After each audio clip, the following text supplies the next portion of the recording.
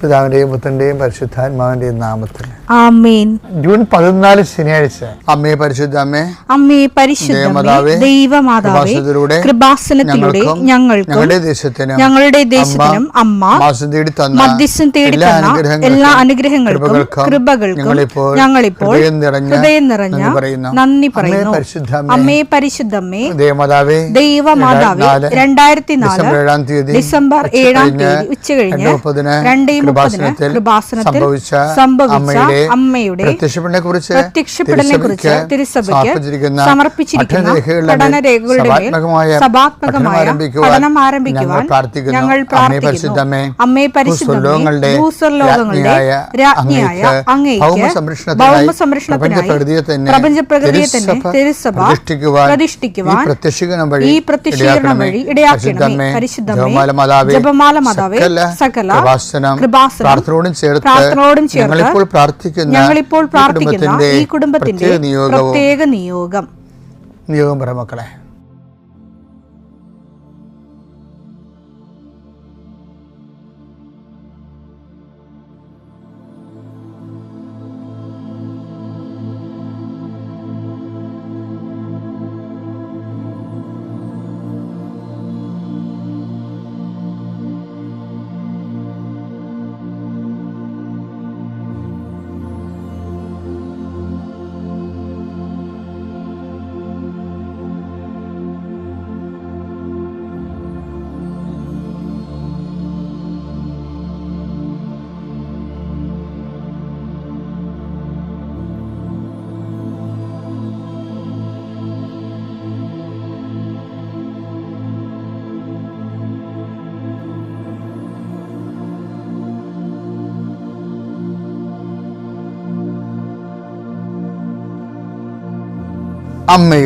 അമ്മയുടെ പ്രത്യക്ഷീകരണത്തിന്റെ ഈ അനുഗ്രഹവേളയിൽ ഞങ്ങൾക്ക് സാധിച്ചു തരുവാൻ കനിയണമേ.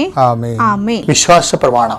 സർവശക്തനായ പിതാവും ആകാശത്തിന്റെയും ഭൂമിയുടെയും സൃഷ്ടാവുമായ ദൈവത്തിൽ ഞാൻ വിശ്വസിക്കുന്നു. അവിടുത്തെ ഏകപുത്രനും ഞങ്ങളുടെ കർത്താവുമായ ഈശോമിശിഹായിലും ഞാൻ വിശ്വസിക്കുന്നു. ഈ പുത്രൻ പരിശുദ്ധാത്മാവിനാൽ ഗർഭസ്ഥനായി കന്യകാമറിയത്തിൽ നിന്ന് പിറന്ന് പൊന്തിയോസ് പീലാത്തോസിന്റെ കാലത്ത് പീഡകൾ സഹിച്ച് കുരിശിൽ തറയ്ക്കപ്പെട്ട് മരിച്ച് അടക്കപ്പെട്ട് പാതാളങ്ങളിൽ ഇറങ്ങി മരിച്ചവരുടെ ഇടയിൽ നിന്ന് 3-ാം നാൾ ഉയർത്ത് സ്വർഗത്തിലേക്ക് എഴുന്നള്ളി സർവശക്തിയുള്ള പിതാവായ ദൈവത്തിന്റെ വലതുഭാഗത്തിരിക്കുന്നു. അവിടെ നിന്ന് ജീവിക്കുന്നവരെയും മരിച്ചവരെയും വിധിക്കുവാൻ വരുമെന്നും ഞാൻ വിശ്വസിക്കുന്നു. പരിശുദ്ധാത്മാവിലും ഞാൻ വിശ്വസിക്കുന്നു.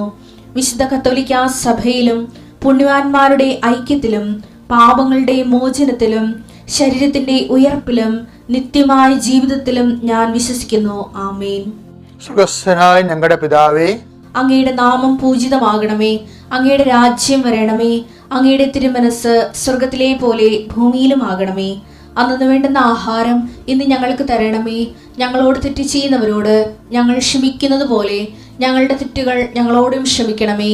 ഞങ്ങളെ പ്രലോഭനത്തിൽ ഉൾപ്പെടുത്തരുതേ, തിന്മയിൽ ഞങ്ങൾ രക്ഷിക്കണമേ. ആമേൻ. നന്മ നിറഞ്ഞ മറിയമേ, സ്വസ്തി. കർത്താവ് അങ്ങയുടെ കൂടെ സ്ത്രീകളിൽ അങ്ങ് അനുഗ്രഹിക്കപ്പെട്ടവളാകുന്നു. അങ്ങയുടെ ഉദരത്തിൻ ഫലമായി ഈശോ അനുഗ്രഹിക്കപ്പെട്ടവനാകുന്നു. പരിശുദ്ധ മറിയമേ, തമ്പുരാന്റെ അമ്മേ, പാപികളായ ഞങ്ങൾക്ക് വേണ്ടി ഇപ്പോഴും ഞങ്ങളുടെ മരണസമയത്തും തമ്പുരാനോട് അപേക്ഷിക്കണമേ. ആമേൻ. കർത്താവേ, നിന്റെ ഉന്നതമായ നാമത്തിന് സ്വസ്ഥം ചെയ്യുന്നു. കർത്താവെ, നിന്റെ വിശുദ്ധ പൗരോഹിത്യത്തെ മഹത്വപ്പെടുത്തണമേ. കർത്താവെ, സഭയിലുള്ള സാന്നിധ്യം പ്രകടമാക്കണമേ. നിന്റെ യാത്രയിൽ, ഇന്നത്തെ യാത്രയിൽ നിന്റെ വലത്തും ഇടത്തും, വീട്ടിലും വഴിയിലും ജലത്തിലും കരയിലും മുകളിലും ഹൃദയത്തിലും കർത്താവിൻ്റെ സാന്നിധ്യവും സഹവാസവും സംരക്ഷണം ഉണ്ടാവാൻ പ്രാർത്ഥിക്കുന്നു. വീട് പണിയുന്നവരുണ്ട്, പെയിൻ്റ് അടിക്കുന്നവരുണ്ട്, അതുപോലെ ഓരോ സാധനങ്ങൾ വരാൻ വേണ്ടി കാത്തിരിക്കുന്നവരുണ്ട്. അങ്ങനെയുള്ള എല്ലാവരുടെയും വർക്കുകളെ നീ ഏറ്റെടുക്കണമെന്ന് പ്രാർത്ഥിക്കുന്നു. കർത്താവെ, കാലവിളംബം വരുത്തുക എന്നുള്ള ദൈവത്തിൻ്റെ പദ്ധതിയിലുള്ളതല്ലെന്ന് പറഞ്ഞല്ലേ, ആ വചനം അനുസ്മരിച്ചുകൊണ്ട് അടിയും പ്രാർത്ഥിക്കുന്ന ഈശോയെ. കർത്താവ്, എത്രയും വേഗം ഒരു വിഷയം നടക്കേണ്ട വിഷയങ്ങൾക്ക് ആവശ്യമായ അനുധാരികളെ നീ ഇപ്പോൾ ക്രമീകരിക്കണമെന്ന് പ്രാർത്ഥിക്കുന്ന ഈശോയെ.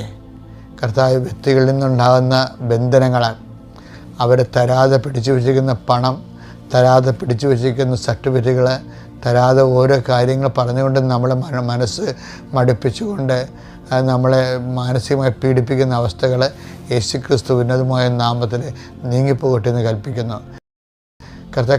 കാലാവസ്ഥകൾ പ്രതികൂലമായി വരുന്നുകൊണ്ടിരിക്കുന്ന അവസ്ഥകളിൽ നിൻ്റെ സ്ഥാവര ജംഗമ വസ്തുക്കൾ, നിൻ്റെ ജീവിതത്തിൻ്റെ പ്രതികൂലമായ കാലാവസ്ഥയിൽ കുടുങ്ങിക്കിടക്കുന്ന ജീവിതാവസ്ഥകൾ അങ്ങനെയെല്ലാം കർത്താവ് ഏറ്റെടുക്കുകയും നിൻ്റെ ജീവിതം സമാധാനപൂർണ്ണമാക്കുകയും ചെയ്യട്ടെന്ന് പ്രാർത്ഥിക്കുന്നു. പിതാവിൻ്റെയും പുത്രൻ്റെയും പരിശുദ്ധാത്മാവിൻ്റെയും നാമത്തിൽ ആമേൻ. അതെ, എനിക്ക് എപ്പോഴും കൊതി വരുന്ന സംഭവമാണ് അപ്പോസ്തലന്മാരുടെ കൂട്ടായ്മ. എപ്പോൾ നോക്കിയാലും ഇവർ കൂട്ടം കൂട്ടം വരുന്നുണ്ട്, പ്രാർത്ഥിക്കണ കാണാം, കടച്ചിരുന്നുണ്ട്. കൂട്ടായ പ്രാർത്ഥനാ ജീവിതം എന്ന് പറയുമ്പോൾ ആ കൂട്ടായ പ്രാർത്ഥനാ ജീവിതത്തിൻ്റെ അകത്തുണ്ടാകുന്ന ആ കൂട്ടായ്മയിൽ വളർന്നു വരുന്ന ദൈവസ്നേഹമുണ്ട്. ആ ദൈവസ്നേഹം പോലെ തന്നെ വളർന്നു വരുന്ന ദൈവ സാന്നിധ്യമുണ്ട്. അപ്പോൾ ഈ സാന്നിധ്യത്തെ സംരഭ്യമാക്കുന്ന രീതിയിലേക്ക് പ്രാർത്ഥന നമ്മൾ പുനഃക്രമീകരിക്കേണ്ടി വരും. അതിന് വചനവായനയും വചനം നടപ്പിൽ വരുത്തുന്നതും വചനത്തെ വിശ്വസിക്കുന്നതും വചനത്തെ പ്രത്യാശിക്കുന്നതും വചനത്തെ മെറ്റീരിയലൈസ് ചെയ്തുകൊണ്ട് സാക്ഷിയായി ജീവിക്കുന്നതും ഒക്കെ അതിൻ്റെ ഭാഗമാണ്. അതായത് ജനങ്ങൾ ഇപ്പോഴും ഒരു പ്രാർത്ഥന ചൊല്ലി ആധ്യാത്മികപരമായ ഒരു ജീവിതം ജീവിച്ചു എന്നങ്ങനെ മനസ്സിനെ തൃപ്തിപ്പെടുത്തുന്ന രീതിയിലുള്ള ഒരു സ്ലോ മോഷൻ പരിപാടിയാണ്. അങ്ങനെയല്ല. ദൈവത്തെ നമുക്ക് ആദിമ സഭയിൽ എന്നതുപോലെ ഇക്കാലങ്ങളിലും നമ്മളുടെ ജീവിതത്തിലേക്കും അതുപോലെ നമുക്ക് ദൈവത്തിൻ്റെ സാന്നിധ്യം സംരംഭമാക്കാൻ കഴിയും. ചില ആൾക്കാരൊക്കെ ദൈവികമായ കാര്യങ്ങൾ പറഞ്ഞിട്ട് എല്ലാവരെയും പ്രീതിപ്പെടുത്താൻ വേണ്ടി അതൊരു സാംസ്കാരിക സാഹിത്യ മേഖലയിലേക്ക് വലിച്ചു വെച്ച് കൊണ്ടുപോയിട്ട് അവസാനം അതും ഇതുമില്ലാത്ത രീതിയിലാക്കി കളയും. അവർക്ക് പേര് കിട്ടും, പക്ഷേ ക്രിസ്തു മൂലം ദൈവം ഉദ്ദേശിക്കുന്ന ആത്മരക്ഷ എന്ന് പറയുന്ന വിഷയങ്ങൾ ഇന്ന് ഡിസ്കസ് ചെയ്യപ്പെടുന്നില്ല. ഒരു ദിവസം ഒരു പ്രേക്ഷിത പ്രവൃത്തിയെങ്കിലും പിതാവ് എന്നെ അയച്ചതുപോലെ ഞാനും നിങ്ങളെ അയക്കണം എന്നല്ലേ ഈശോ പറഞ്ഞത്. അപ്പോൾ നിങ്ങൾ പോയി ഫലം പുറപ്പെടുവിക്കണം, നിങ്ങളുടെ ഫലം നിലനിൽക്കണമെന്നല്ലേ ഈശോ പറഞ്ഞാൽ.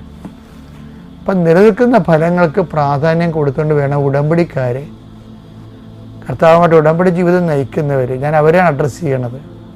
കർത്താവിനെ കൈമാറുന്ന വിഷയത്തിൽ വളരെ തീക്ഷ്ണമായ ശുഷ്കാന്തി കാണിക്കണം. ഈശോ എപ്പോഴും പറഞ്ഞത് എന്താണ്? ദൈവത്തിരുസന്നിധി സമ്പന്നനാവുക എന്നൊക്കെ പറയത്തില്ല ഈശോ. അപ്പം അങ്ങനെ ഒരു പ്രൊവിഷൻ ഉണ്ടല്ലോ. ദൈവത്തിരുസന്നിധി ഒരാൾക്ക് പിടിപാടുള്ള ആളായി മാറാം. അതിന് ദൈവത്തിന് പ്രയോജനമുള്ള വ്യക്തികളായി മാറണം. ദൈവത്തെ കൊണ്ട് നമ്മൾക്ക് എങ്ങനെ പ്രയോജനപ്പെടുത്താമെന്നാണ് ഇപ്പോൾ എല്ലാവരും ചിന്തിക്കുന്നത്. ഉടമ്പടി കുറേ അണ്ണന്മാർ അത് തന്നെ ചിന്തിക്കണം, ദൈവത്തെ കൊണ്ട് നമുക്ക് എങ്ങനെ പ്രയോജനപ്പെടുത്താം. പക്ഷേ അതൊരു വെള്ളിയാണെങ്കിൽ സ്വർണമെന്ന് പറയണത് ദൈവത്തിന് നമ്മളെ കൊണ്ട് എന്താണ് പ്രയോജനം, ദൈവത്തിൻ്റെ ഭാഗത്തു നിന്ന്. ഞാൻ എന്നും അങ്ങനെ ചിന്തിച്ചിരിക്കണം, ദൈവത്തിന് എന്നെക്കൊണ്ട് എന്താ പ്രയോജനം. അങ്ങനെ ചിന്തിക്കുമ്പോൾ എല്ലാം മാറും.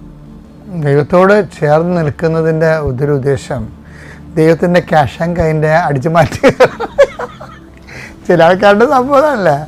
ചില ആൾക്കാർ ചില ബന്ധങ്ങൾ ഉണ്ടാക്കണത് എന്താണ്, അവിടെ എന്തെങ്കിലും ക്യാഷ് ആൻഡ് കൈൻ്റെ അടിച്ചു മാറ്റുകയെന്നാണ്. അപ്പോൾ ദൈവത്തോടും ചേർന്ന് നിൽക്കുന്നത് കൊണ്ട് ചില ആൾക്കാർ വിചാരിക്കുന്നത് നമുക്ക് കൂടുതൽ അനുഗ്രഹങ്ങൾ കിട്ടുമെന്നല്ല, അടിച്ചു മാറ്റാതെ വിചാരിക്കണം. അതല്ല, ദൈവത്തോട് ചേർന്ന് നിൽക്കുക, അവിടെ നിങ്ങളോട് ചേർന്ന്. യാക്കോബ് വായിച്ചേ, യാക്കോബ് 4:8. ദൈവത്തോട് ചേർന്ന് നിൽക്കുവിൻ, ദൈവത്തോട് ചേർന്ന് അവിടുന്ന് നിങ്ങളോടും ചേർന്ന്, അവിടെ നിങ്ങളോടും ചേർന്ന് നിൽക്കുക. അതാ ദൈവത്തിന് വേണ്ടിയാണ് ദൈവത്തിന് നമ്മൾ പ്രയോജനം ഉണ്ടാകണത്. അല്ല ദൈവത്തിൻ്റെ ആനുകൂല്യങ്ങളും അനുഗ്രഹങ്ങളല്ല, ദൈവത്തിന് വേണ്ടി തന്നെ നമ്മൾ ദൈവത്തിനെ ദാഹിക്കണം. അതിനാണ് ദൈവത്തോട് ചേർന്ന് നിൽക്കുന്നത്. സങ്കീർത്തനം പറയുന്നില്ല അതിനെ. സങ്കീർത്തനം 91:14. അവൻ സ്നേഹത്തിൽ എന്നോട് ഒട്ടി നിൽക്കുന്നതിനാൽ. അതാണ് സ്നേഹത്തിൽ ദൈവത്തോട് ചേർന്ന് നിൽക്കുന്ന വെച്ച് കഴിഞ്ഞാൽ അവൻ സ്നേഹത്തിൽ എന്നോട് ഒട്ടി നിൽക്കുന്നതിനാൽ ഞാൻ അവനെ രക്ഷിക്കും. അതിൻ്റെ എല്ലാം അണ്ടർസ്റ്റുഡാണ്. ദൈവസ്നേഹത്തെ വളരാൻ വേണ്ടിയുള്ള ഒരു വിളിയാണ്. ആ വിളിയാണ് ഉടമ്പടിയിലൂടെ ആൾക്കാർ നിവൃത്തിയാക്കിക്കൊണ്ട് മുന്നേറുന്നത്. ദൈവം നിങ്ങൾ അനുഗ്രഹിക്കട്ടെ.